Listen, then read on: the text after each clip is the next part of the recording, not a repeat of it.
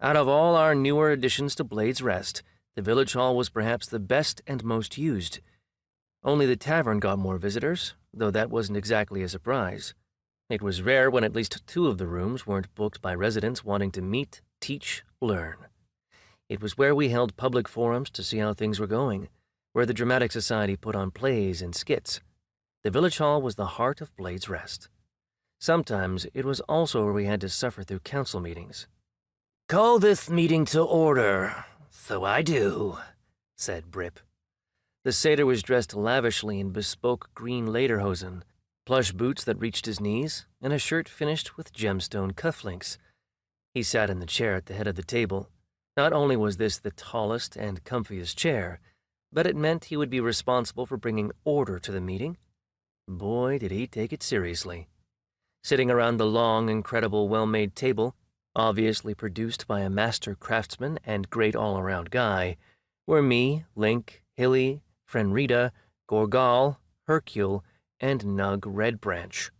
Lovely ladies and fellas, most of the time, but I didn't want to be stuck around a table with them this morning. Out of the corner of my eye, I could see through the hall window and out onto Blade's Rest, where my foreman, Frank Rothbottom, was sitting on a bench with a coffee. He was waiting for me to leave the meeting so we could interview a few new builders. "Just need to talk over what we're gonna build to hit village level 3.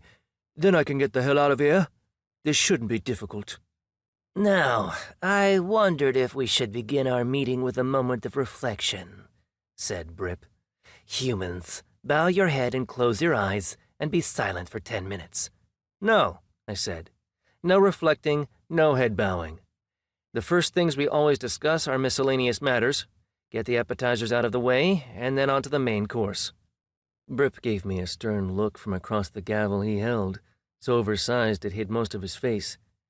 "Are you the chairperson today, Josh Builder?" "Yeah, Josh. Are you the chairperson today?" said Hilly. I shot a look at my friend sitting to my right. She looked ready to burst out laughing. Something caught my eye then. Her coat pocket was moving. In fact, it was squirming and buzzing. "Do you have bees in your pocket?" I said. Using her thumb and index finger, she gently opened her coat pocket a few inches to reveal bees buzzing around inside it. Their drone was so faint I could only just hear it. Her coat must have had sound-muting artificery in the stitching.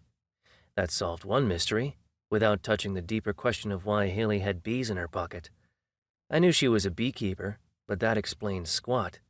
Did poultry farmers walk around with chickens in their pocket? I gave myself a mental shake to stop my mind wandering, focusing back on the meeting. "Do you want to move this on a little faster, please, Chairperson Brip?" I said. Brip composed himself, tapped the table lightly with the gavel, and nodded. He wore not only his usual exquisite satyr tailoring and expensive fragrance, but also an air of self-importance that sat on his shoulders like a velvet cloak.